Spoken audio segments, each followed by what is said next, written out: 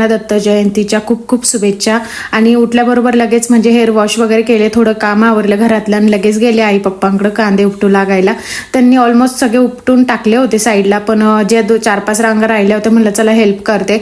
तर मी गेल्यावर कांदे वगैरे उपटू लागले आणि छान कलर होता कांद्याचा, गोल होते, रेडिश कलर होता, छान निघताय, दाट पण होते. पण नेमकं काय झालं, लास्ट सॅटर्डे पासून ना थोडा बाजार उतरलेला आहे, त्याच्यामुळे मूड ऑफ आहे सगळ्यांचा. कारण की 3 महिने मेहनत करायची आणि त्याच्यानंतर भाव आला की म्हणजे कांदे द्यायचे मार्केटला आलं की लगेच भाव कमी होतो, त्याच्यामुळे लगेच मूड ऑफ होतो आमचा.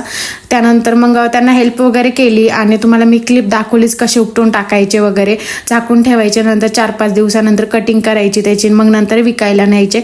आणि दत्त जयंतीच्या आमच्या घरासमोरच म्हणजे दत्ताचं मंदिर आहे ना, तर मग तिथे जायचं होतं म्हणून पटकन अशी साडी वगैरे वेअर केली. आणि इयरिंग्स मला छोटे मोठे सगळे आवडतात घालायला, पण जसं मला भेटलं टायमाला मी तसं घातले, मोठे छोटे कसे का वाईना.